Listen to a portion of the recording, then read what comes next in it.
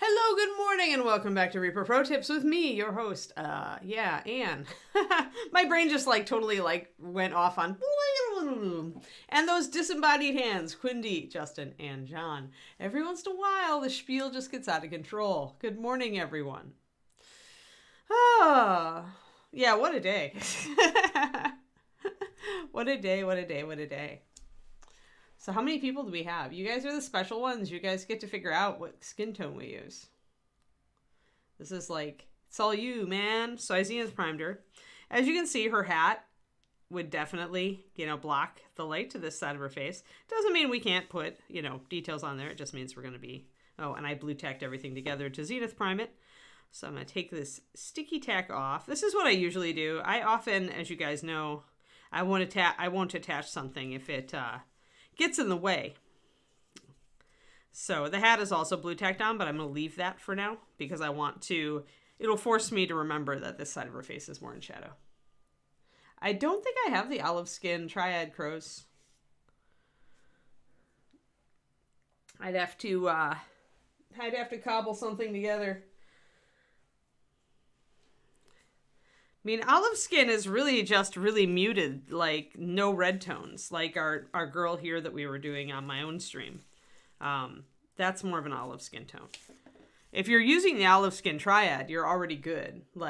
You shouldn't actually need help with it, but... Chaos intros. Yeah, I know. I am a being of chaos. My innate being is chaos. But, I mean, we can do a very unrosy skin tone. Olive skin tones, though, are difficult. Be warned. Be warned, everyone. So, you have to really, really... The problem with olive skin tones is that they're muted, right? They're and they've got no rosy tones in them, usually. So it's, it can be hard to choose colors to go with that. But I'm not sold on the idea. You have to give me a good reason. Especially because I don't have the triad. It's not one of my... I don't know. It's olive skin is very hard. I don't want to limit our other color choices very much, crows, I think. Let me see. Okay, if you want to paint olive skin, go to your phone, type in olive skin or olive skin tone and do a search and go to images. And you'll get a bunch of different, you get a bunch of different, examples, right? Because, she doesn't look very olive because her lighting gives her more rosiness. This is more like an olive skin tone, almost, more Mediterranean. It's very, she has had to add blush and red tones to her skin. But it's essentially kind of a golden skin tone.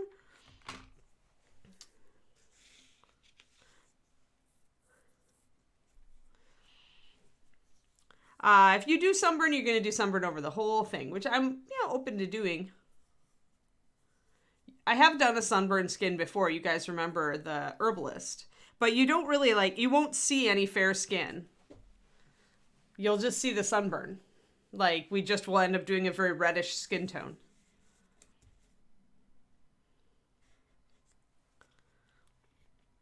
So, it's because sunburn's just going to be, having been sunburned. You won't really see the fair skin. We'll just go with a very reddish skin if you want to go sunburned. And it's pretty easy. It's just, if you're doing tan lines, that's a whole nother thing, but we don't have the opportunity to do that on this because she's fully clothed. So everything you see is likely to be sunburned. I've actually done that clavicus and you can see it. You can see it on Darksword's site for Daenerys, the 54mm version, after she's gotten scorched in the fire. Essentially, I did tan lines because her clothes were all gone. So I was able at that point to do tanned versus fair. It is probably the best example that I have ever done of that. And I think it turned out really, really well. So if you want to see an example of me having done that, go to Dark Sword Miniatures 54mm Daenerys and the one with the baby dragons.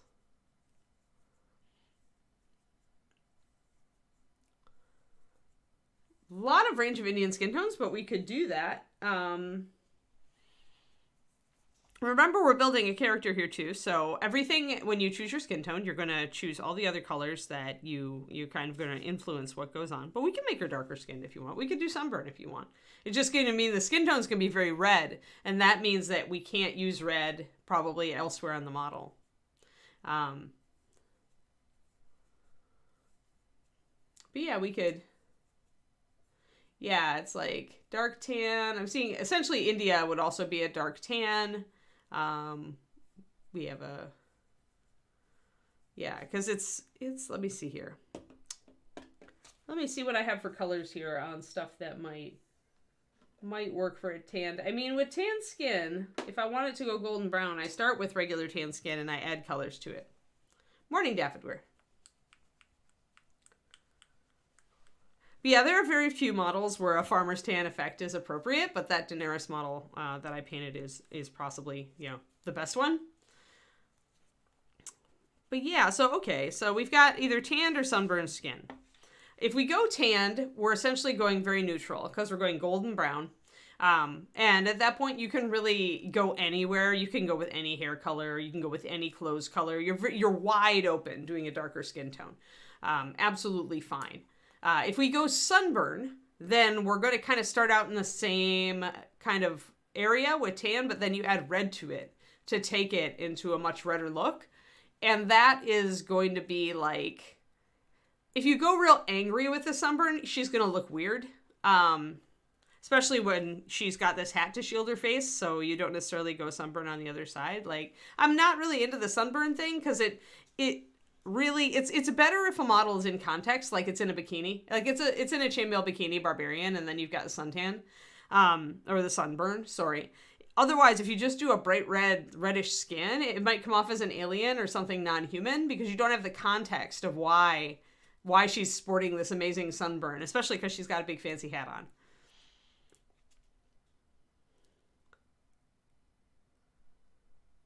Yeah. So small.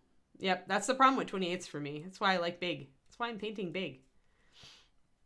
But yeah, so I mean, we could do more of a reddish tan skin tone. It's just when you do that, then we wouldn't be able to use very red colors. We wouldn't like be able to go, probably red hair would look a little bit odd. We probably couldn't go red with anything else on her unless it was separated from the skin substantially. So always think of this stuff, guys, when you're choosing a skin tone. If you're going to go very much in one direction, then you need to remember that if you choose colors that are too close, then it's going to clash. Yeah, that's what I was kind of thinking, Shadow Raven. Yeah, I mean, tan makes sense with some reddish tones, you know, here and there, for sure. So let's try to mix this up a good natural tan. And to do that, I usually start with tan skin. But then I'm going to add in something that's more toward what I'm looking for, like that. Actually, the Griffin Golden Brown that we were using yesterday is a very good color, I think. You know, Sadie said she was aiming to make it close to chestnut gold, and it is very close, but it's a little bit browner, and that actually would be better for this, I think, than the original chestnut gold. You could also possibly use, it's not quite brown enough, but leather brown. Maybe something like a touch of earth brown, although earth brown, again, a little bit, not as ideal.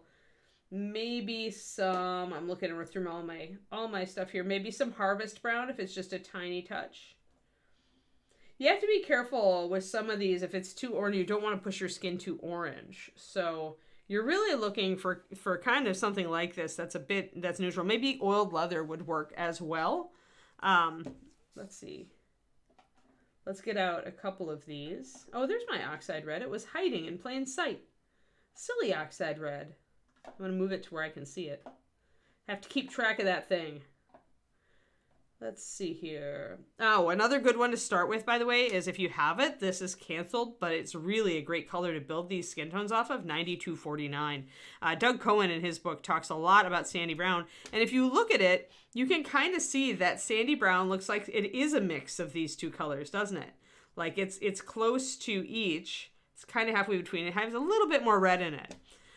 So this is also, if you have this color and you're looking for a use for it, this is it's very, very good for building weathered skin tones, which is why I'm very sad. And maybe it just needs to be redone with a different name like weathered skin. Like that might be the key toward making that color really appreciated the way it should be.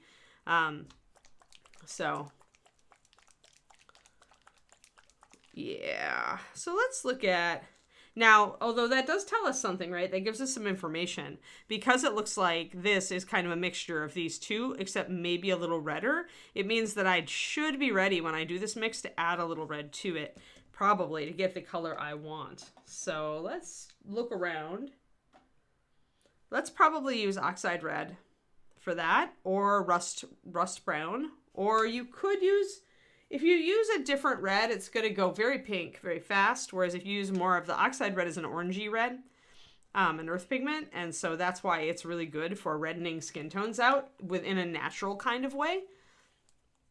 So we're going to keep these around, and then you could also possibly use Oxide Brown. Do I have my russet brown around here? Yeah, I do. So we're going to experiment a little bit here. Because the best skin tones, I think, are always kind of combo skin tones where you play around a bit. Nothing out of a bottle is perfect for skin. It's just a good starting point. So I'm kind of feeling like if I want a shadow or a little bit of a richer tone, then I want this russet brown. I'm going to start with foundation of tan skin. I'm going to add some Griffin Golden Brown to it. And then I'm probably going to add a little touch of Oxide Red. Now, you might think that rich leather would be a good kind of equivalent to Griffin Golden Brown if you don't have it. See how much greener and yellower it is. So if you go this way, you absolutely have to hit it with some red afterwards to tone that green out. Otherwise, your skin tone will go olive, actually. So, yeah, Space Toy, we're doing bus stuff. We're choosing skin tones. So yeah, skin is fun. So we are going to do it, and I did Zenith Prime this, so we do have part of her in shadow, but we are going to be like highlighting all that. This is just to remind me of where the light is coming from. And I did a Sergio Prime, so let's talk about the Sergio Prime. Sergio does not like the back of the bottle to be all dark when there's a bright forward light, so he just instead sprays the back and front identical. Which is probably more like natural daylight anyway, because the sun is huge, and if the light's coming from this direction, it would probably hit both front and back. We have a little bit of shadow coming here because the feather projects over the face. And I did blue tack. This hat is separate, so I can still take it off, which is good. But I blue tacked it on, you can see, just so that I could prime it effectively. And yet have room to work if I wanted. I don't want to have to dodge these feathers all while I'm painting it. So, and I have not put her on a block, but I have a block, so I should grab that block and stick her down. Let's see. I think I'm going to use this poster putty. I have an extra dab up here. And we'll wait on the little bandana. Like, this should probably be one of the last things we do, or one of the last things at least that we base coat or figure out colors for. Whatever, this is a great color accent, so whatever color we need to repeat over there, we can play with that on that. So yeah, so I'll do a couple of mixes on skin tones here to show you guys kind of what I'm talking about, like with this rich leather versus the Griffin Golden Brown and stuff. The Griffin Golden Brown, again, is one of those fast palette. Adventure Colors is the set it is in. And it is a lovely color. Like I dug it out yesterday just because I was looking for a tan. I was actually looking for a different tan color, but I found this and now I'm like enamored of it. So expect it to become one of my regularly used colors. So we're gonna get this nice and sticky by kneading it, just like Silly Putty or blue tack needs to be kneaded so that it sticks well. And we're just gonna press this girly down into that. And my hat wants to come off now. Now that I've broken the seal once, the hat really wants to come off. And the nice thing about sticky tack is that you can kind of curl it up around the sides of the base a little bit. which helps to keep it on there. There. Squish it well down into there. And then I'm smushing it up just a little bit. I'm not going to paint the plinth probably till the very end anyway. There. That'll keep her on there very nicely. So there we go. So let's start mixing some colors for skin tones and kind of see how this variety of colors can be adjusted and changed to give you different effects for her skin tone in kind of a weathered kind of way. So let's see here. Let's get this up close. Let's get this in focus. There we go. Yeah, and like again, we're not going to like paint this as dark as it is here, although if you wanted a very bright effect, you could, you know, lean into that if you wanted. I tend to like an off-angle light, and the reason that I went with a side, kind of a side light and upper side light from this is because, for this model, is because the hat is a little bit off kilter, you see? It's not lined up with her nose. So light would naturally be hitting this side of her face, and this side of her face, you can see the hat would shade it. So that's why I chose to go from this direction. And it's really like the easier part of getting like all this painted. If you paint the whole face the same, chances are this side will still look darker because this is big enough to cast its own natural shadow. And the hat so is going to shade the side of that face unless you're in a room where the light is coming from this direction. So all of that stuff, take hat off for now. Then when people ask me why her face is two colors, I can put that hat back on.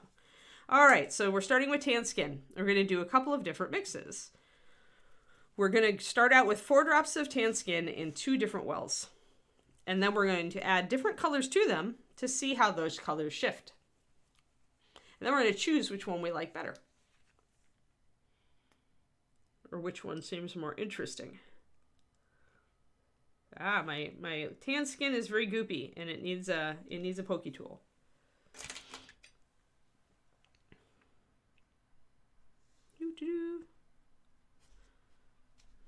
I'm excited because today I'm going to start a complete website revamp on my Painting Big site. And if you're a patron, be ready for a poll. I want to ask you guys, I'd like to put up like one of my Patreon things for free on my website to show people kind of what I do. So I'm going to be polling my patrons to ask you guys like what are your favorite videos and PDFs I've done.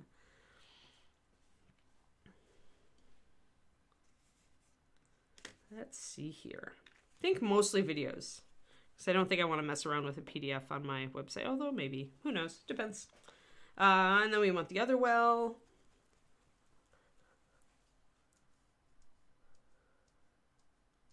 Yeah, I mean, ladies man, that's entirely, I actually talk about this a lot.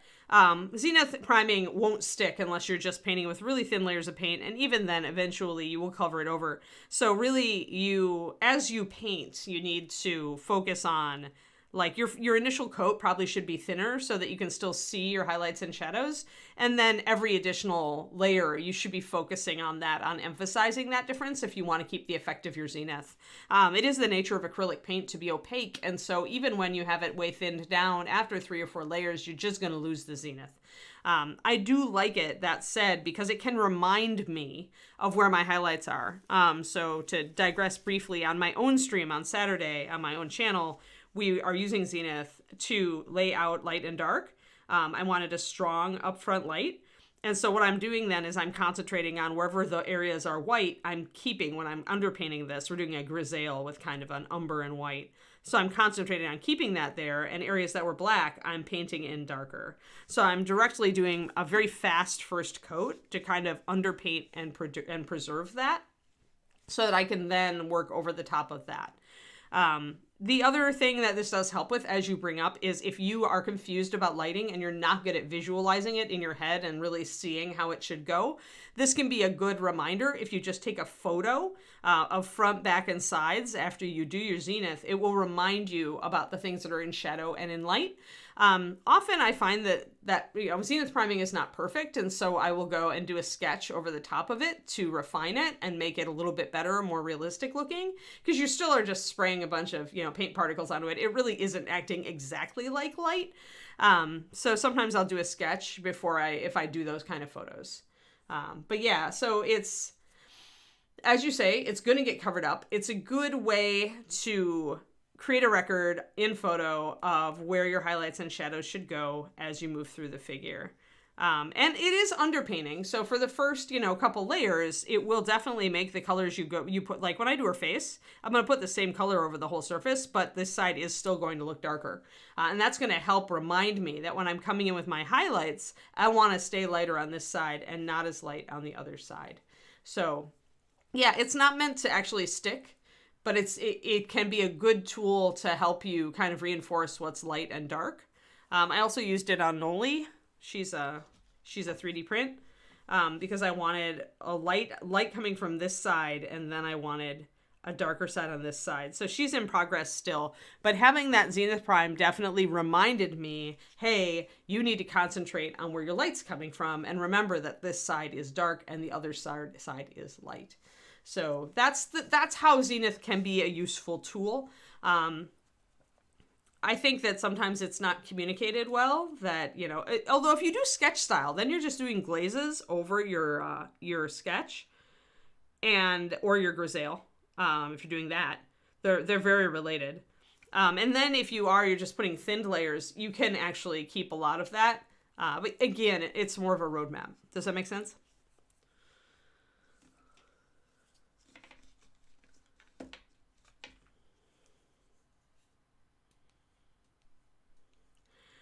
There are, I've covered it a lot on here, but sorting through these videos, because these videos are by, the Reaper videos are definitely by the miniature and not by the topic necessarily. But the key to blending, Eric, is either, you've got two options. Wet blending, which is putting down one color and then taking, another, usually the lighter color, and blending into that while both are still wet. This can be very fast and it can give you a good result, but there's a knack to it. And if you live in a very arid climate, you may find that it's difficult. And some people just find it difficult. On the other hand, there's an 11-year-old kid that I taught to paint ages ago who I showed wet blending to, and he went out and won a Youth Golden Demon that year. So some people really find wet blending intuitive, and so they really love it. And they use that to set up their initial blends, and then they go back to do sharper highlights and deeper shadows with layering. Layering is the more traditional, I think, I say that only just because that's what I use. That's where you're using really thin paint to build up successive layers, kind of like a topographical map, to create the illusion of a blend. If you're having trouble with brush strokes, chances are that you're either got too much paint on your brush or you've got too thick of paint. And a lot of people do that. Yeah, I am thorough, if nothing else. I talk. I can talk. But the problem with really thin paint is that it's hard to control. And so there's a big struggle. There's a lot of struggles for layering that you don't find necessarily with wet blending, where wet blending, usually you just need to mess around with it until you kind of get a knack for it.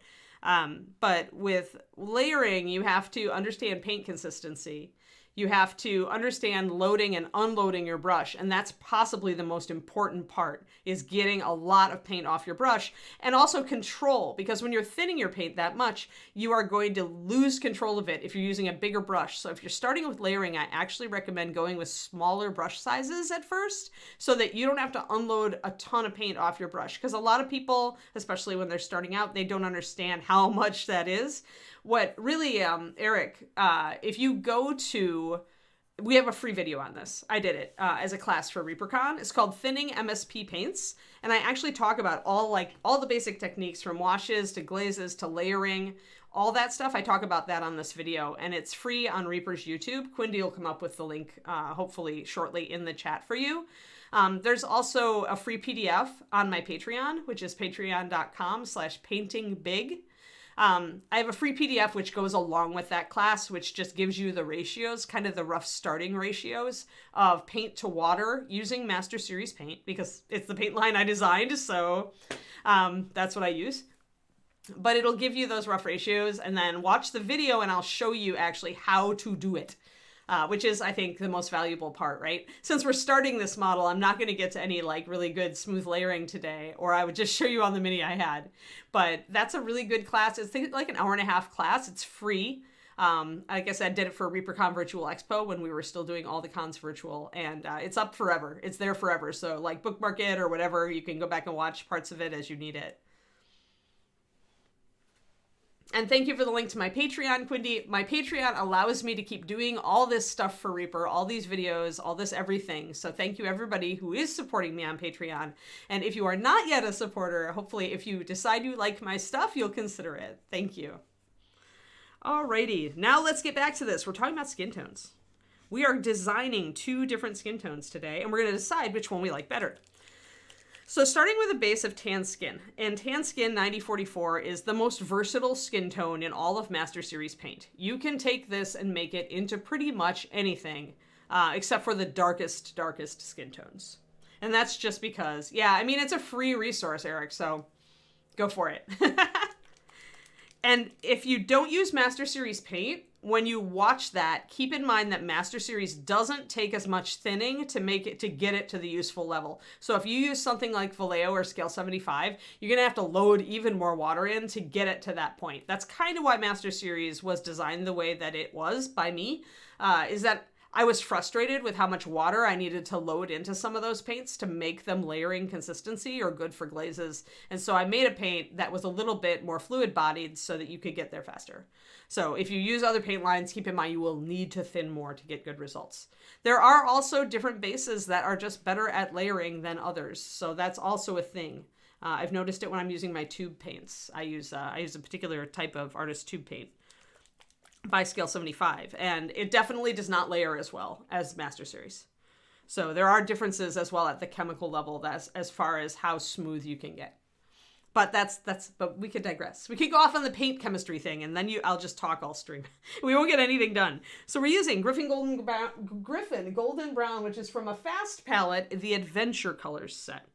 I keep having to look because I don't have it memorized yet. But then this is the person who still calls like that one the Surf and Turf the Surf and Turf Fast palette when it's not Surf and Turf. It's help Quindy, what's the Pirate Fast palette again? I can't ever remember. Oh, okay, good. Well, then you'll get a lot of mileage out of that video, Eric, because if you use our stuff, then yeah, I'm the person who made the paint line. Hi. I still stream for Reaper. I stopped working on site when I moved out here to be with my fiance, but yeah, I know everything from all the 15 years that I spent creating and mixing Master Series. So if you have any questions ever about the paint line, you can always come on here. We do this every morning, every weekday morning, except for holidays. And I am here to answer questions. So now let's go and say, well, you said, Anne, this rich leather is going to go greener. So let's try this. High Seas Horror. Yes, not Surf and Turf. I know. Yes, High Seas Horror. It's just, surf and turf. I don't know. It's the name that got stuck in my head from the beginning. And so now all I can think of is that. And now I've infected Quindy. All right, so you can see when I put these down, let's just talk about colors. You can see this is more orange and this is a little more greener. So let's grab some water and thin these down just a little bit and mix them up. So this is a 4-to-1 on both sides. I'm using 4 drops of tan skin, 9044, and then 1 drop of Griffin Golden Brown and 1 drop of rich leather, depending. As I mentioned, a good sub for Griffin Golden Brown is probably going to be oiled leather, 9110. That sounds great. Ah, dear. It's one of those Thursdays, right? One of those Thursdays. All right, Granny Glasses online. Where's my mixing brush? There it is. The funny thing is that as I abuse my mixing brush more and more, it's actually becoming a better brush.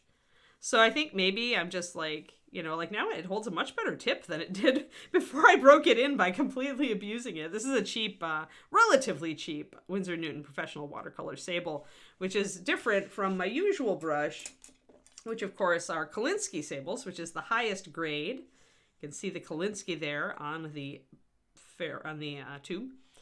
So this is my small brush, the Da Vinci Maestro. It's a 000. So this is the smallest brush I use. It's pretty much equivalent to a Reaper 10-aught in their Kolinsky Sable. But that's the smallest brush I would ever use just because I find that otherwise the paint tends to dry in the bristles very fast. So I think that the triple-aught or the 10-aught, whatever brand you're using, is a good... it's small enough to make it easy to unload.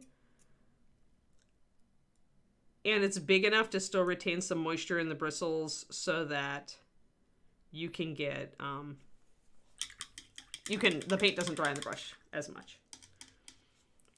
I know that now when I say surf and turf, you can actually find High Seas Horror, yes. All right, so mixing these guys up. They're very close, right? They're very, very close. You can see that the one where we put rich leather in is a little bit lighter. It actually hasn't gone too green, though. It's actually doing pretty well. This one is definitely going a bit more brown, right? And that's because of the oxide pigment in the Griffin Golden Brown.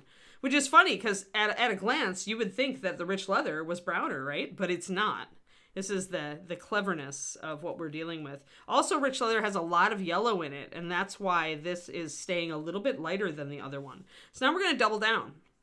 Because I actually like to start my skin tones dark, start from the dark, and move toward the light side of it.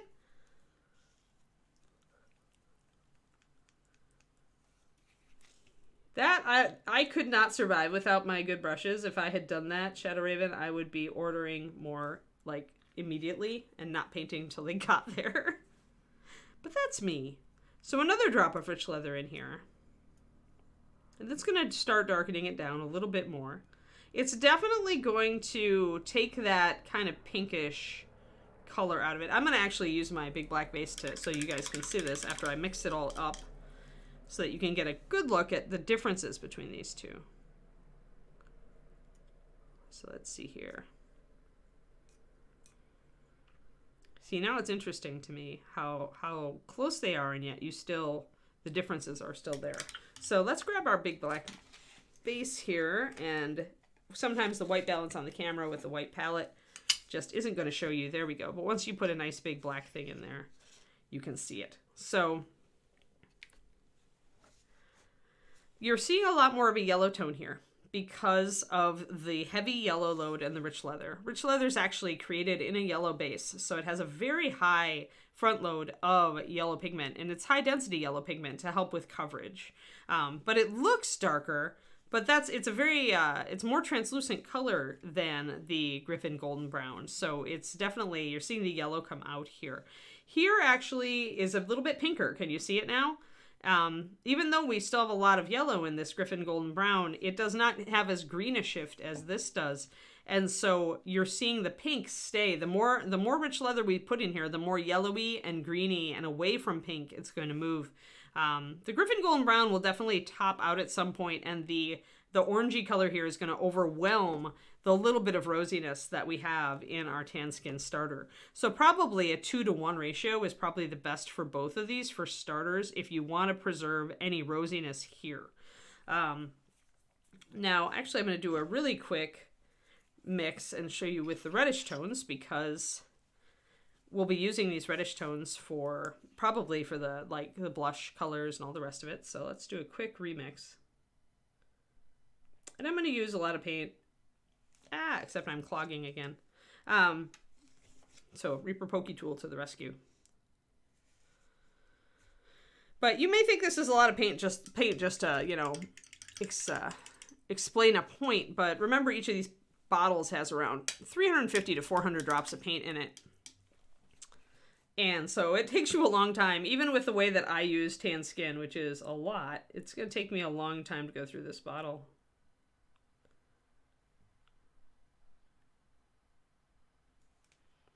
Although if he keeps globbing on me, as it gets older, it's just a little bit recalcitrant.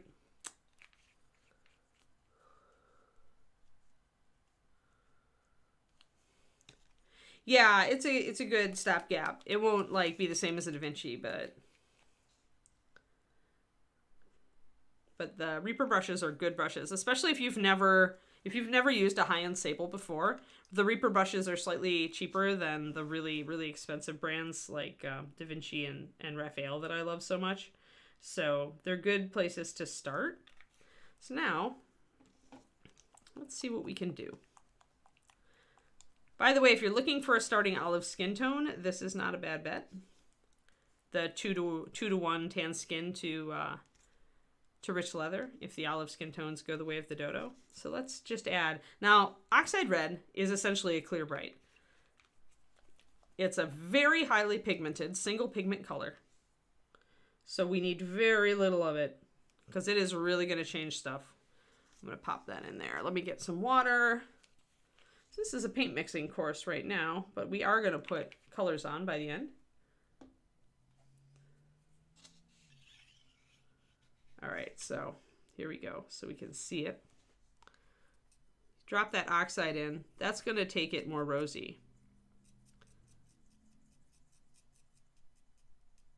Pinkishy. Although it is, like I said, a reddish, an orangish red. So it's making it much more lively. It's going to go closer to Sunburn. Let me put another one in. Since we're playing around here. And then I'll show you kind of... Because this is still an oxide pigment, so it's not a real red. It tends to shift more to the orange spectrum, especially when you add white to it. And if you do add white to it, you'll see that. So now we're getting more toward a sunburn color, I think. The start of a sunburny weathered color. If you add a pure red to this, it will go definitely pink. Yeah, heraldic. So let's do that with our other one here, because I'm pretty sure I'm not going to use this olive skin tone one. So let's mix this up. And then instead of using oxide, let's use heraldic, which is a true red, not a red oxide. So one drop. And right away, look at that. Boom, it's pink. So this tells you that when you want to shift a natural color like a skin toward a more rosy or reddish aspect without going pink, you should use Oxide Red. If you don't have Oxide Red, you can also use Rust Brown 9072, which is a little bit lighter, and it will introduce a little bit more white. So if you're trying to darken, you may need also to add something else.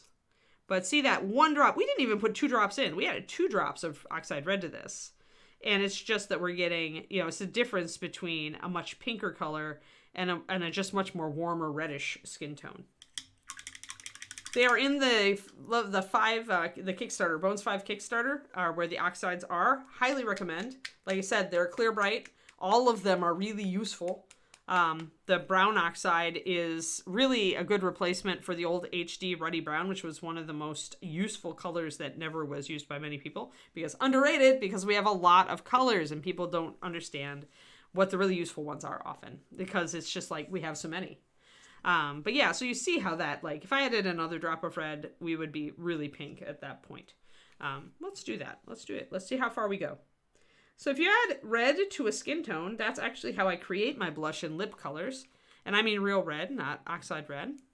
As we usually have a lot more blood flow around our lips and, where we tend to blush. But adding red to your skin tone will give you a much more natural pink that will look better on your model and not like lipstick. Unless you go seriously more red with it. But this is not a bad blush color or reddening color for any of this. Remember, these colors are still very, very similar. Even though there's differences, you certainly could use this to add a rosy tone to areas of this model's face.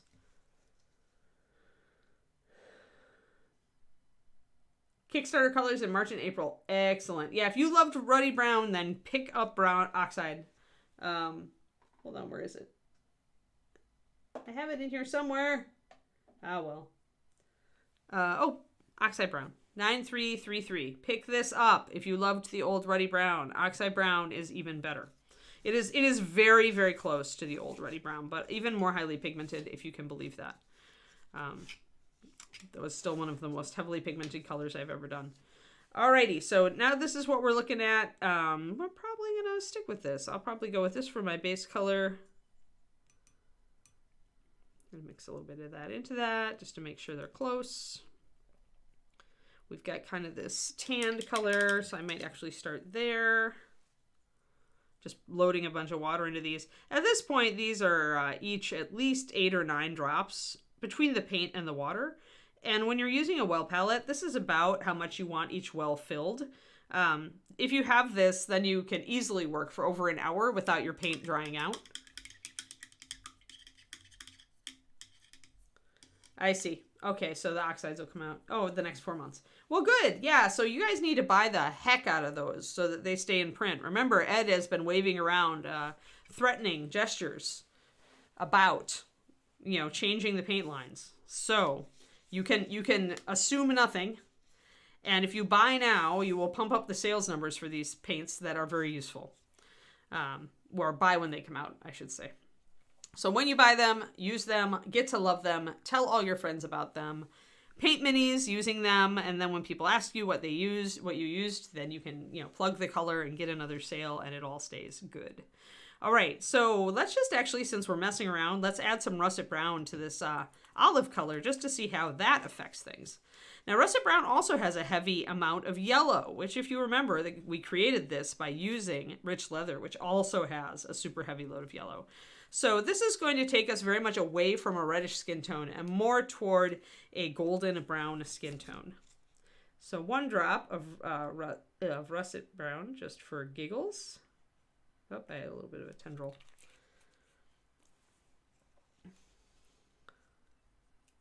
And 1 drop's going to color it a lot. Now, russet does have a little bit of black in it. And you're going to see that a little bit. The color's not going to be quite as rich.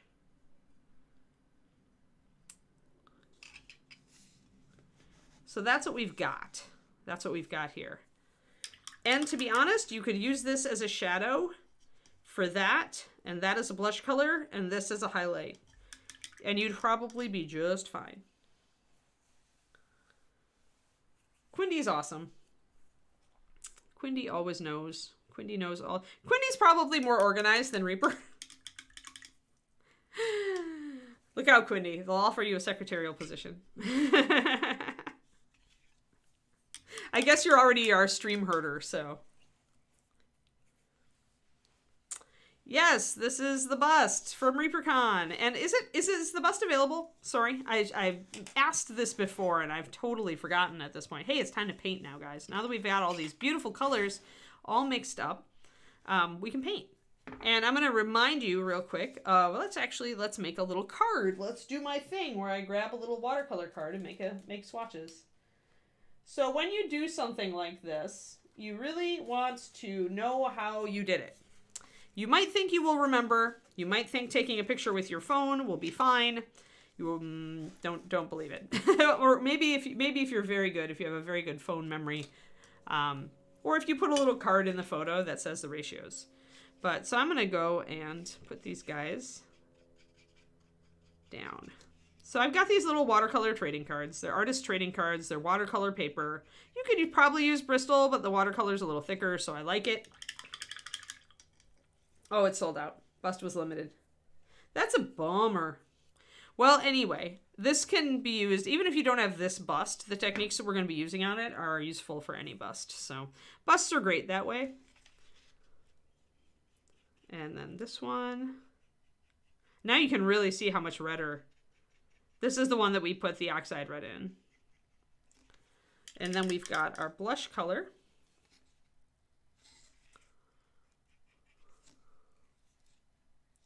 And I usually just put down enough of a swatch to really see the color.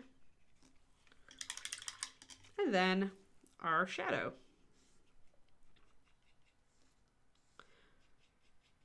And I will say this is just like its previous color was a good olive skin starter. If you look at this color looks a lot like olive skin shadow. So you can mix your own olive skin tones with these colors. And here we will put them down. So grab my little marker or my pen or whatever I feel like using on the day. And this is a 2:1, 9044 to Griffin. Golden brown.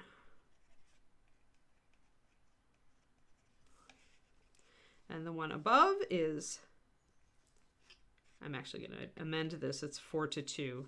It's a 2:1 ratio, but I used an actual 4:2. So this one is above plus 2 drops oxide red. And then this one is a 4 to 2, 90, 44 to 94.29. Some of these I have the numbers memorized, so I just put those down. Plus 2 heraldic red. And then this one is 4 to 2, 90.44 to 94.29 plus 2 russet brown. Russet 91.99. So now that I've got this, and it only took me a couple minutes to do it, I now have a record of exactly what I've done. And I keep that right up on my shelf. When I put the bust up there, the card goes under it, along with its little tag, so that we know what item number it was, and what it was, and who sculpted it. Now we have a whole bunch of beautiful colors, so let's use them. Here, let's put the base next to them so we can see them one last time. So we're going to base with this. We're going to highlight, a first highlight probably with this. We're going to shade with that. We're going to use that for rosy tones. Let's go. And we can use a larger brush when you're base coating big stuff. Let's take their hat off so we can get at the whole face very easily.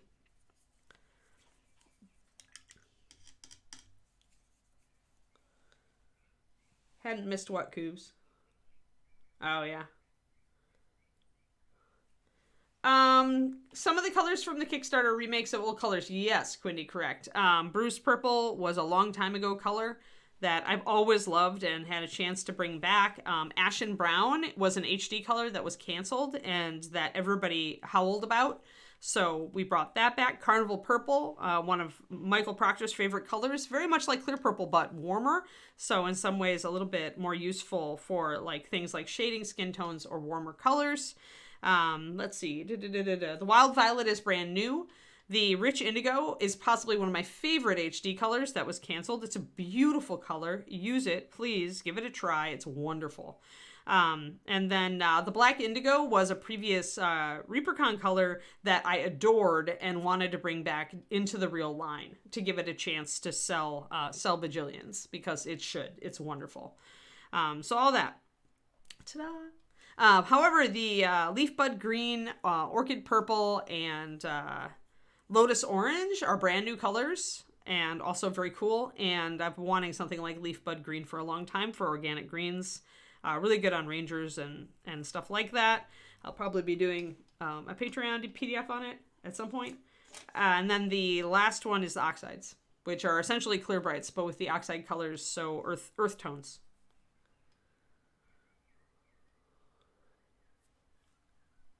Yeah, see, they went really quickly, and that to me says we should do another bust, right? But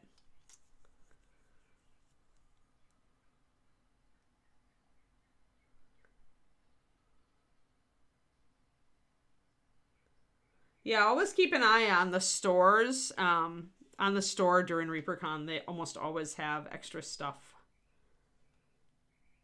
Yeah, Black Indigo is wonderful. Yes, I am not lettering. All right, so let's start with our reddish tan color. And I have thinned it down, but it's got a lot of oxides on it, so it may... Oh, you know what? I want to use a different brush, but I'll start with this one because I can. This is a really rich color. See how rich, how saturated it is. So you want to start from one side and base coat to the other. On big models especially, always work up against a wet edge. Don't let it dry, or you may get brush marks or globs or some other unattractive thing. The exception is here, I went down the side of her neck and then I went back to finish the face. I want the face to be smooth. I'm willing to sacrifice part of the neck and risk getting a glob there. I go over everything. I use a lot of paint. You can see it pooling as I work. Using a lot of paint means it stays wet that much longer, so you have that much longer to work up against that wet edge. If you see a bubble like I just saw under her nose, then go back and get it out of there.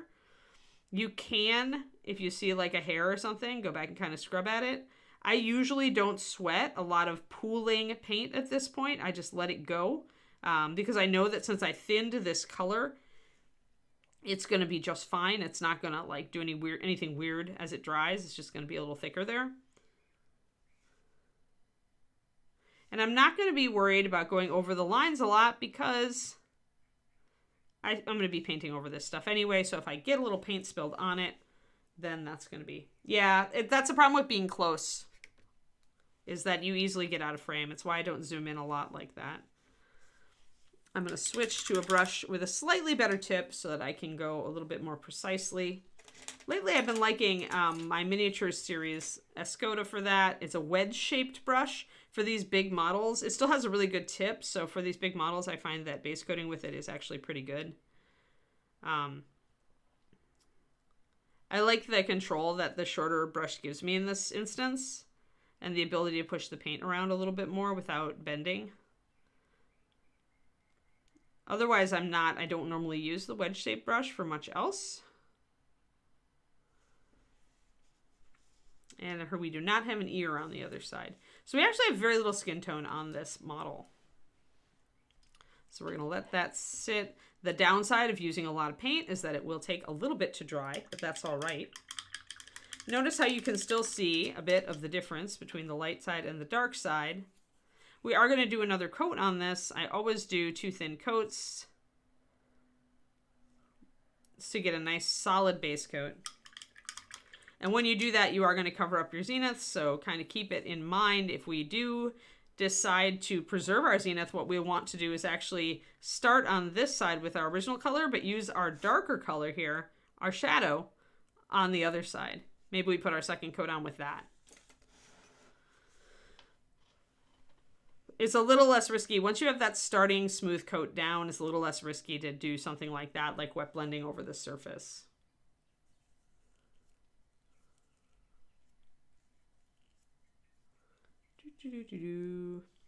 Just catching up on chat.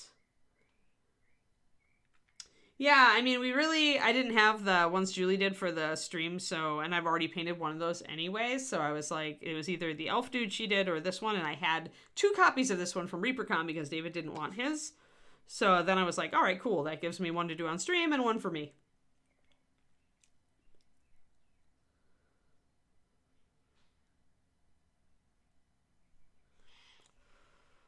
So as you notice it drying, you can definitely see still the dark priming on parts of it, right? You can see the cut off there. Here the paint's pooling a little bit more, so you can't see as much of the difference, but that's all right. So when your first coat here, you can totally see your effect of your zenith. You're still very evident. And if I had put on the paint a little bit with a little less fluid, then, we'd be drying a lot faster and you'd be able to see it a lot clearer. But on a big surface area, I always like to err toward the side of going fast with a lot of paint so that if I have to stop or I have to go back or I have to touch something up, the paint will still be wet. Once the paint starts to dry, if you go back, you're going to strip it up with your brush. So I always err on the side of more paint for base coats, not less, especially for big surfaces. Yeah, font is a word, so yeah, exactly. It's exactly why spell check didn't flag it. So if I want to, if this is still all wet, I can go in here and kind of take out some of that. But be very careful because this is all drying, so when you slurp off some paint, you're going to leave pitting. And that may come back to bite you. So that's why I don't normally do it. Yeah, I mean, it's going to cover over the next coat or 2 green oaks. If you missed earlier, I gave like the pros and cons of zenith. And really, if you are not very good at imagining your shadows and highlights, you have 2 choices. One is to immediately start painting the light that you can still see. Start painting all these areas lighter and all these areas darker from the get-go, from the next coat, to preserve your zenith. Or you can just take pictures at the beginning of the model from all 4 directions so that you have a record of what was black and what was white. So this is all going to go away. Zenith does not stay. Paint is opaque. Even the most transparent acrylic paint will cover up zenith after enough coats. So you will lose it. The only way to like work with it, if you're doing like sketch style and doing a strong underpainting of textures and then glazing over the top of it, you can keep a fair amount of it that way. If you're working with that, like contrast paints or heavy wash light glaze, or sorry, light wash heavy glaze. If you're doing that, then you can preserve it up to a point. But even with that, you will lose it eventually. But yeah, as it dries, you can see more and more. You can see the shadow. You can also see where my paint was just a little thicker, but that's fine. You never want to use paint straight out of the bottle and use it this thick, though. It will tend to crack in very thick areas where it's pooling if you do. But even add just a little water to it and you are fine. So, of course, I'm thinning more like, usually my base coats are about a 4-to-1. This may be about a 3-to-1 because I did want to see my zenith. I wanted my zenith to still show for you guys. So, it's really, I mean, it's not, like I said, it's not a tool that's going to influence your painting, like, after you get a few coats on it. The whole point of zenith, the whole point of using it, Green Oaks, is either to take the pictures so that you have a record of where your highlights and shadows should go, or to use it as a roadmap, and after your first coat or two where you've got a base coat on, but you can still see it, then make sure that you're starting to paint in the shadow areas while you can still see them, and then use that as a map going forward. That's the way I tend to use it. If I'm going to do it, I'm going to start blocking in colors almost right away after my first coat, or even if I'm doing like a sketch over the bottom, like Satyr Girl here, like she is also a zenith, and so I'm using 2 colors and essentially painting in grayscale, or in this case in umber scale, all of her stuff. So I'm doing actually underpainting on top of zenith, which I then will glaze over and adjust. So it's all in, you can do a lot with zenith and underpainting and grisaille techniques. They're all like the same, and sketch style. These are all the same classification of techniques where you're doing underpainting to emphasize some things and not others.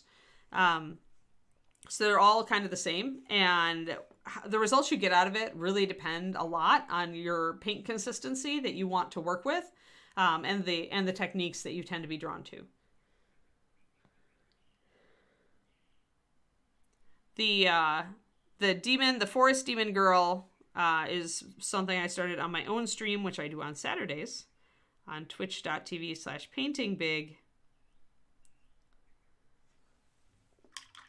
We switched it from Thursdays to Saturdays because I wanted to have my Thursdays back for working on my website and stuff that was getting like shoveled off and didn't have any time. So I've still got some wet paint here, and I'm gonna very patiently wait for it to dry. The ear is dry though, so I'm gonna recoat that while I can.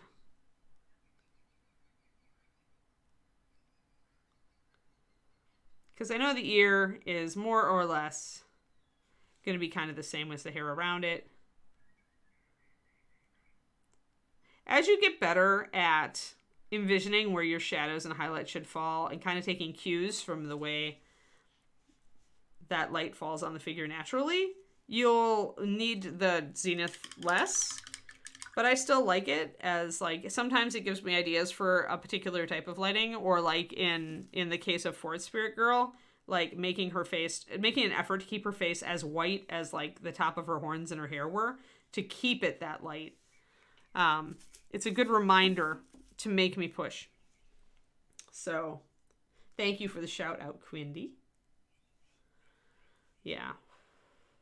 So yeah, the mileage that you will get from zenith and the usage you put it to depends on your chosen techniques that you really enjoy using.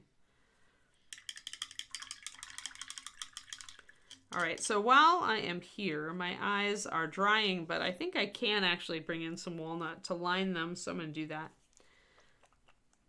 And by the time I end up doing that, I should be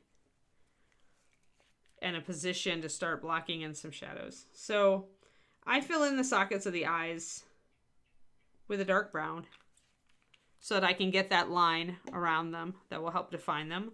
I also tend to do the upper lip with a dark brown because the upper lip is always in shadow. Sometimes I'll mix my red tone into it. I probably will in this case, otherwise it tends to look more goth. The black lipstick look, especially on a bust. She's Ignis Art. I think she's sold out though, Twisted Oma.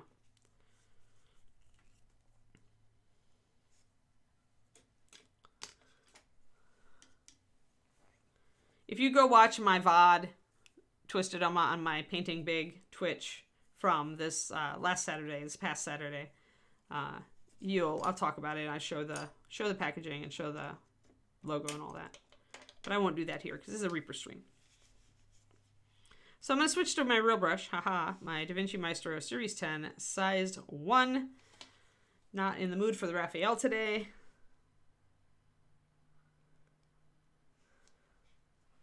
Still have a little bit of wet paint around the eyes, but I'm going to be okay with that, I think. If nothing else, it's going to just mix a little bit with this new fresh wet paint that I'm bringing in. And it's going to modify the color that I'm putting in there. But it also allows me to spread that wet paint a little bit over the eye. And it'll make it dry faster.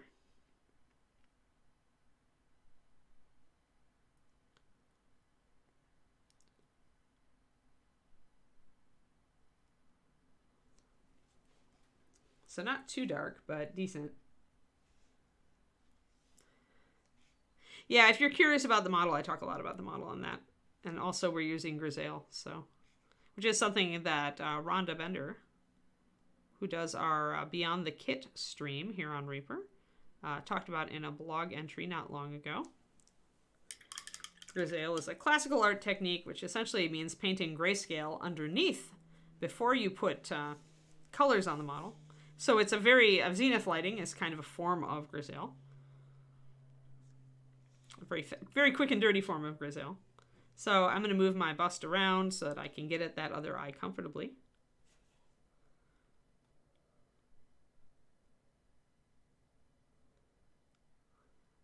Remember, you don't want to move your brush around a lot.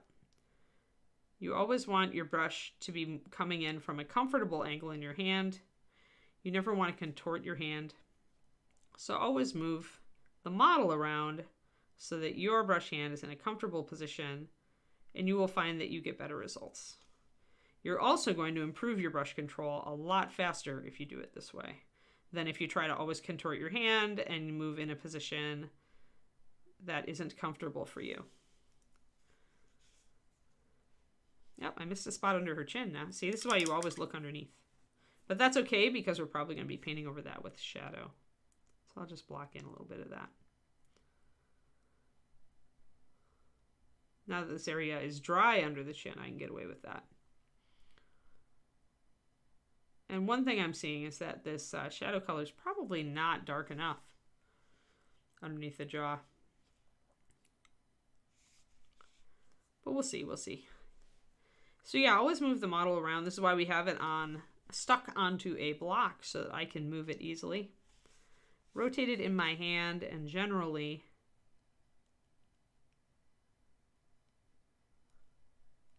keep my position of my hand comfortable. So darkening the eyes down. Then we're going to block in, use our brown shadow color for more than just under the chin.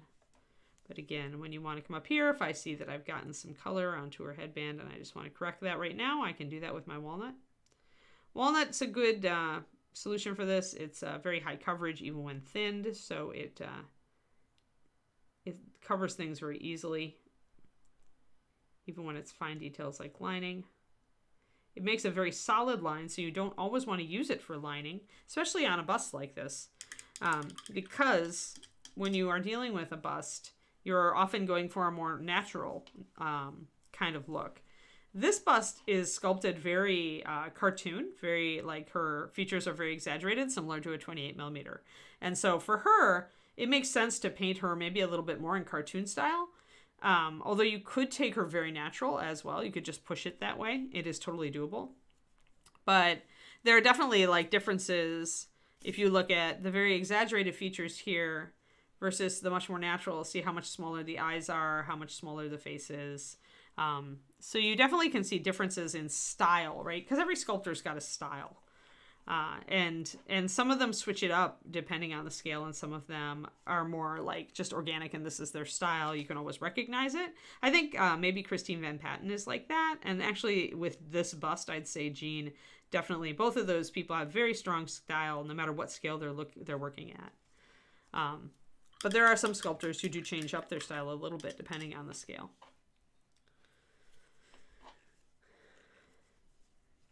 Alrighty.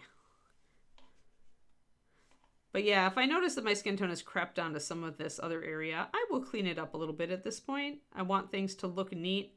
And as always, when I'm painting in sections, I want to get a sense of having finished a section, you know, fairly sooner rather than later. So cleaning up little areas that are a little bit messy, or like down here, I don't have any lining like around this. I will put a shadow down here around the end of the braid here, the ponytail bit, the hair strand. I'll kind of work with that. To make it a little crisper.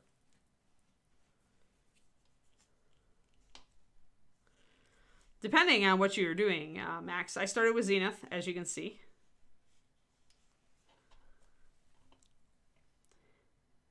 There are definitely things that I will do for a paint-along, like the paint-alongs on my Patreon, that I won't do on the Reaper stream.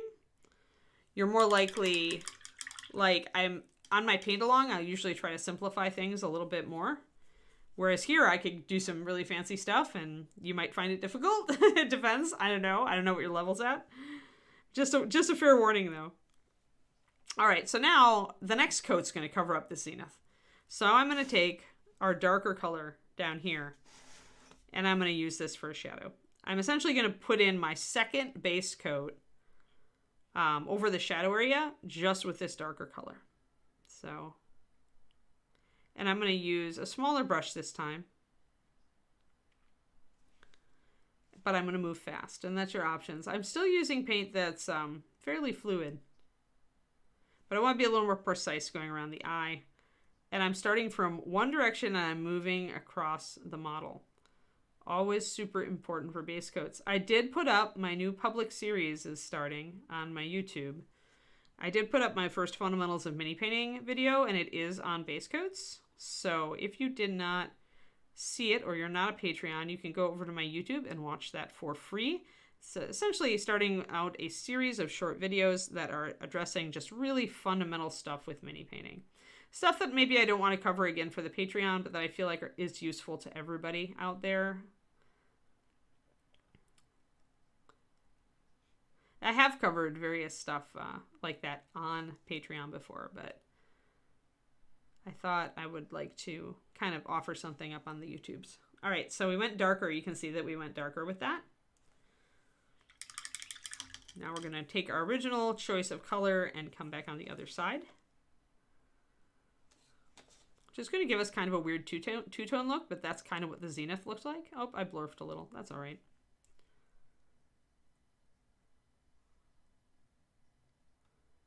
We'll also add some other shadows.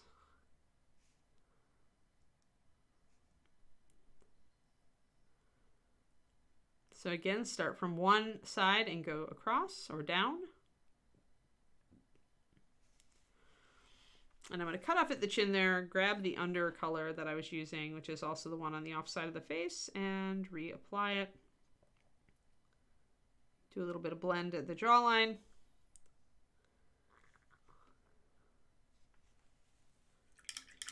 Any roughness at this point, I'm not going to worry about. Like if I've got a little bit there of a rough transition, if I want to, I can kind of feather some paint over that. But I don't need to, because at this point on, now that I've got a smooth coat down, I can do everything with layering. I can adjust this infinitely with layering after this. Thank you. Thank you for the YouTube link, Quindy. Yeah, I'm going to have, my socials are getting, I'm getting my socials in order, Quindy. So my socials are going to start, like, there's a lot. After 3 years of kind of half-assing my social media while I did my Patreon, I have realized that I could probably let more people know about my Patreon more effectively if I got my social media in order. So yeah. Doing a lot of different stuff these days. But it means more opportunities, more free stuff, more opportunities for everybody to learn and gets just to see some different takes on topics. The mini painting like instruction world is infinite. Like you can watch 15 videos on the same topic, and only on like the 14th one will you suddenly have something click, and maybe the 15th one just describes something in a way that makes complete sense to you where things didn't before. So I really feel like there can't be enough instruction out there to help you guys when you're hitting a difficult spot with the hobby. And I always find that people come in to me and they're like, hey, I'm just starting out. Is there a good YouTube series you'd recommend?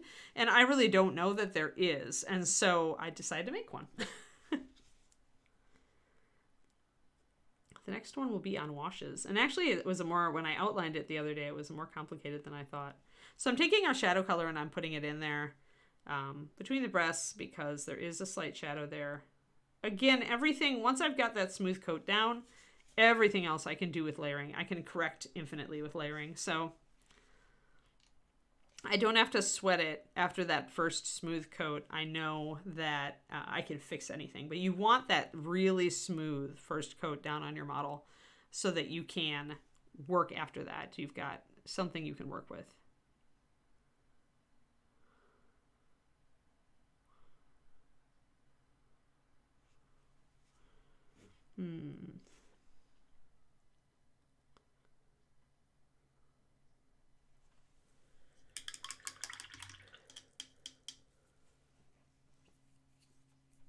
Yeah, I'm following the Zenith guide with colors, essentially. At this point, having a first coat on that's nice and smooth, I'm changing up my colors, moving from right to left to kind of start shifting, kind of keep a bit of shadow awareness.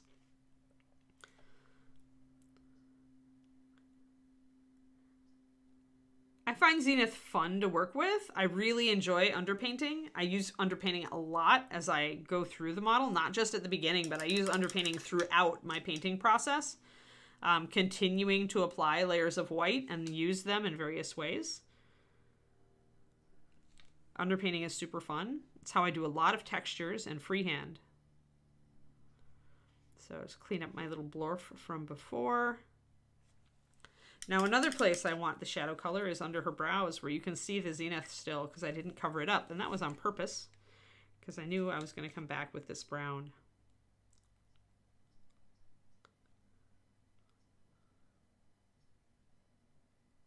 To get that blocked in, and again a little bit more over here.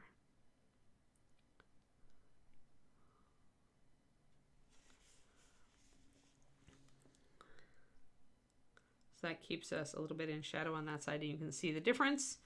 This is still a little bit not super solid base coat, so I'll probably wait for that last little bit to dry, and then I will pop a little bit more onto it. Falthorn, colors. We did a lot of mixing here. So we did 4 different colors. And I made a card earlier, so I can just show you the colors we used. So it's all Reaper Master Series. Our base coat is this slightly darker one. So that's going to be 9044 is tanned skin. It's a very versatile Reaper color. The Griffin Golden Brown is this one. It's from Reaper, one of Reaper's 6 color sets, a fast palette. You could probably also use Oiled Leather 9110, though that might go a little more orange, so keep an eye on it. And then we were using a brand new Kickstarter 5 color, Bones 5 Kickstarter color, which is going to be released this spring, Oxide Red, to give it a little bit more of a ruddy tone since she is meant to be out in the weather, being a pirate. And then after that, we've got a highlight color that's just the tan skin and Golden Griffin Brown that I haven't put on yet. We mixed a shadow color also, which is, again, tan skin, but this time we're adding in a color called Rich Leather, which is giving us more of a kind of an olivey tone, darker tone, and then I added in some russet brown, which is also it's kind of our equivalent for burnt umber in artist colors.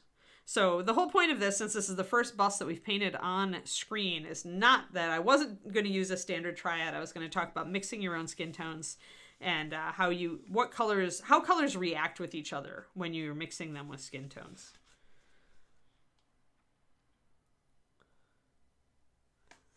Yeah, some pieces just don't sell as fast, so you have time to buy them.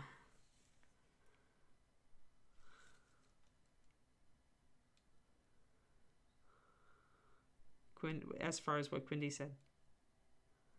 But yeah, so we are using a more complex skin mixture today because we wanted something that was more weathered, more tan.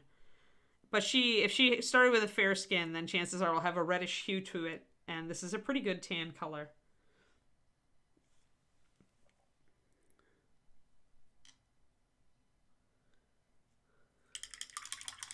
They have a bunch of other pretty things up there, Twisted Oma.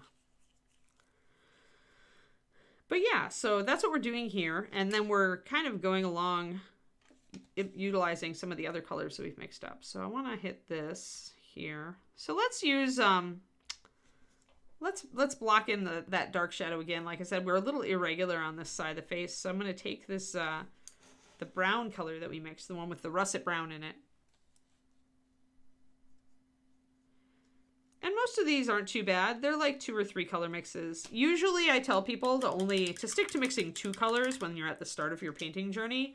So kind of like the first mix we did, which was just the 2-to-1 tan skin and Griffin golden brown. But when you're doing skin tones for a bigger area, a bigger bust, and you need a little bit more complexity, then essentially what you're doing is just mixing this up, but treating it as a single color. And then you're just adding one other thing.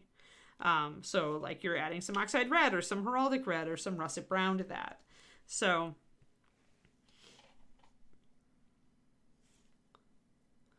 once you've got a stable mixture that you kind of use a lot, see now this is what you don't want to do. What I just did because I was distracted. You don't want to start base coating in the middle of the figure. So now I have to move very fast. I have to move very fast and get this top area. And then I have to come back down here and hope my lower edge hasn't dried. And it hasn't, so I'm lucky. But that's why you should start at the top or the side of the figure when you're base coating. Because if I had stopped here and this edge had dried, especially putting the paint on a little thicker and wetter, you could get an irregular surface. So, and on faces, it's so important to be smooth, most especially on younger female faces, it's important to be smooth. I'm going to just continue to get that underside of the jaw with this as well to give it that shadow color. Shadow color, shadow color. And actually to test this,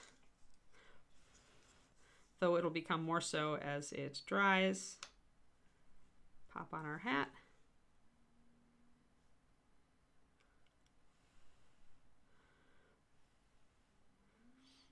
So yeah, we have that shadow under that side of the face, but now we still have a skin tone.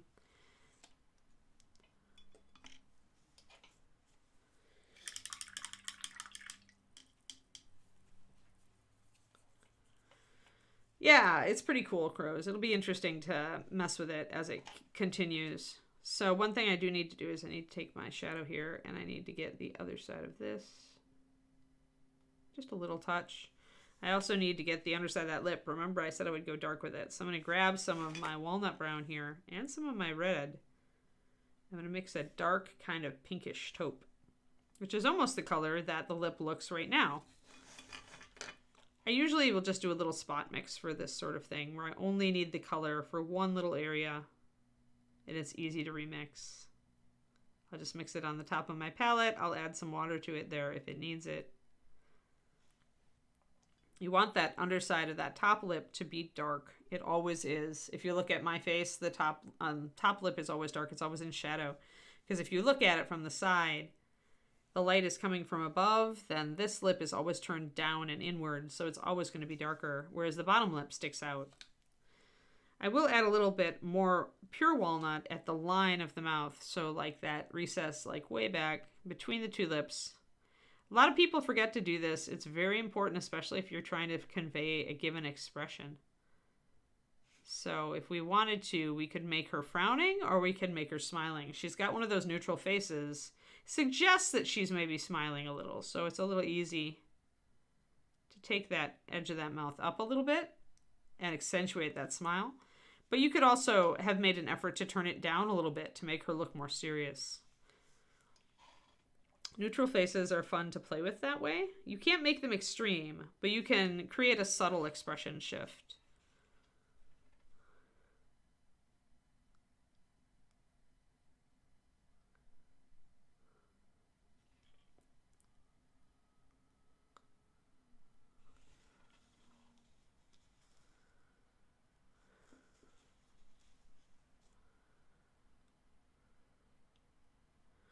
Oh, it's, Valthorn, we're going to spend a long time painting the skin on this bust. For larger figures, you usually want, like, you do want more complexity. I mean, a lot more colors. I mean, I'm going to mix a lot more colors. We're not just going to use these 4.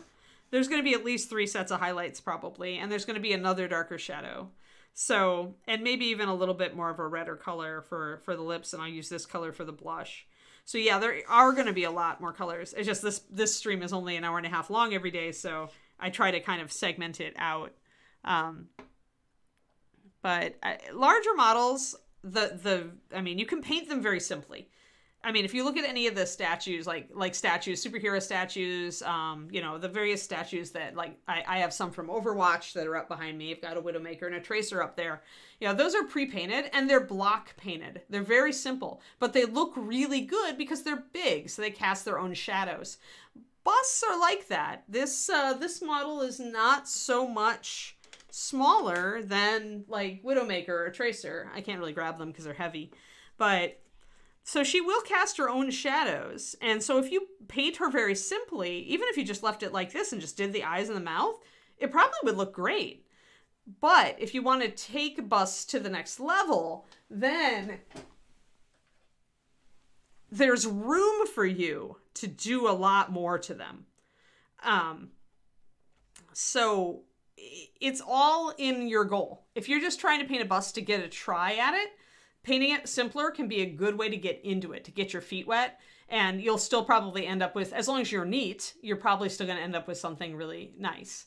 But it's when you start working with other techniques that you really start seeing all the crazy that you can do with texture and like color and surface and shadow and light that you can do on a bust that's very hard to do on a 28mm model, sometimes even impossible. Most textures you can see, fine textures on a bust, are really impossible on a 28 just because the scale is wrong.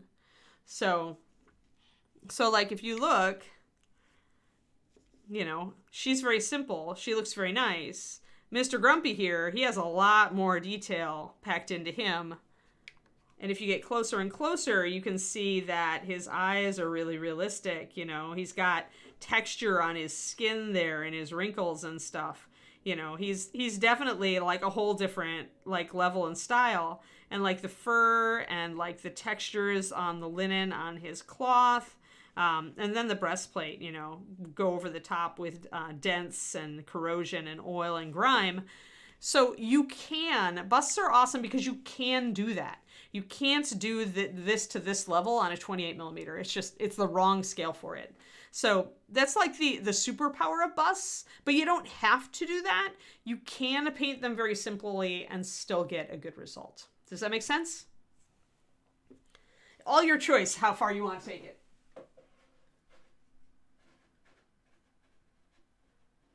I have photographs of my family up here on the bookshelf where I keep those models, and like, I wonder how my brother would feel if he knew he was being held up by Mr. Grumpy and a troll. But yeah, so for larger figures, you can go as complex as you want. Here's another example. If you're just going with a larger figure, speaking of trolls, if you're painting a larger figure that isn't a bust, you can go as, you know, you can go general. Like this is, the skin is painted pretty simply, right? But then when you get in close, you can go really detailed with these little gems and do like cracks on them and things that you couldn't do with a smaller model. So again, it's that bigger models give you the ability to do really cool, fine detail work that wouldn't be, it wouldn't be feasible on a small model. So it's very different because you have to get these smooth coats on a big surface. So like painting capes, honestly, if you practice just painting big capes on models, things like that, if you can get a smooth base coat on a big wide cape, you can probably get a nice smooth base coat on, you know, various parts of a bust. And that's the first order of business, is getting those colors down in a nice solid smooth coat, so that it looks like it's block painted and it's really awesome. Can I get, she's rocked in there. I wish I could grab one of my Overwatch statues, because they really are. They're just like block painted. There's almost no shading. Sometimes there's highlighting. They do a little bit more on the metals, but that's it. And they do like freehand because it makes it look good. But otherwise, those things, they still look great because they're of such a big scale. So, yeah. The Reaper bus, the new Kickstarter ones should be available in the UK once they released. Am I right on that? I hope I'm right on that. I'm a bad person to ask on that, Ron, because I no longer work like at headquarters, so I just can't run downstairs and ask Ron or Ed, or run upstairs and ask Ron and Ed. So since I no longer have the ability to do that, I'm not in every loop, but hypothetically, everything in the Kickstarter eventually will release. And so since there were 3 busts from Julie Guthrie in that Kickstarter, those should be available. This one was a limited edition pirate bust done for ReaperCon, and it is sold out, and Quindy doesn't know of any plans to re-release it. I would hope they would re-release it in some format, but it may not show up till like the next Bones Kickstarter, where they can do it in like Bones USA or something. That's a guess on my part. I am not the expert. If it were me and I'd sold out so fast of a bust like this, I would totally find a way to put it back in production, because Reaper's not the kind of company to just leave something limited just to taunt people. But sometimes it takes us a while. Like, it's a big model, so we want to do it probably in Bones or Bones USA, like Bones Black, Bones USA. It's going to take a while to figure out the logistics on that if they decide to do it. Alrighty, let's see here. Where am I? I'm talking a lot. Oh my gosh, we're already at the end of stream. All right, well, let's block in the lip color so you guys can see how this works. So as I mentioned, adding a normal red, quote unquote, like heraldic red, to your base skin tone can give you a really good natural color for lips and blush that goes with your skin tone. Since you're basing it off of just adding red to your skin tone, it will create a color that will not clash with your model. Now, if we wanted a darker lip color on her, we could totally like have added a darker red instead of heraldic. Heraldic is very close to like a normal clear mid-red. Got a little bit of a little speck of dust there I'll have to correct. But it gives you a very nice organic like look. So that's pretty light, but that's in line with like her being tanned, right? Like when you see a tanned person, like their lips are almost always lighter. Just because the skin goes darker, but the lips don't. So I could consider glazing that to get it, but it works with her skin though. It does work with her skin. It doesn't clash at all, and that's the goal. So if she was a fair-skinned individual, like that skin tone would work, that lip tone would match really well with her. So yeah, the dragon turtle being a big model. So yeah, so we've set this up.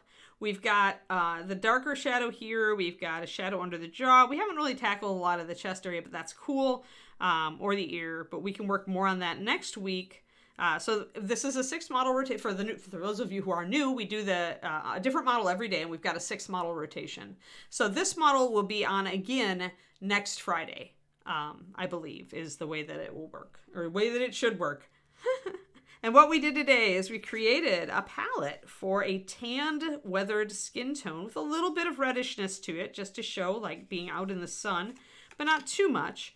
And we're now working with that off of our zenith lighting to start bringing these skin tones up and making everything work together. So, and we corrected, we darkened in the eyes, we lined the mouth, we talked about expression. We talked about a lot of stuff today. We talked about how you should all go watch the Thinning Msp Paints video if you haven't. If you're trying to figure out layering or glazing or washes, oh my, you should do that. We also talked about, hey, I have a Patreon. I do awesome stuff on it. It's patreon.com/paintingbig. And, head on over. I've got some free stuff, including a handout for that Thinning Msp Paints class. Thank you, everybody. I hope you have a lovely Thursday. I'm going to have a great day today. I just decided. Yes, and at 2 p.m., come back for the Crafty Creative, 2 p.m. USA Central Time. Have a great one, everybody, and I'll see you tomorrow morning.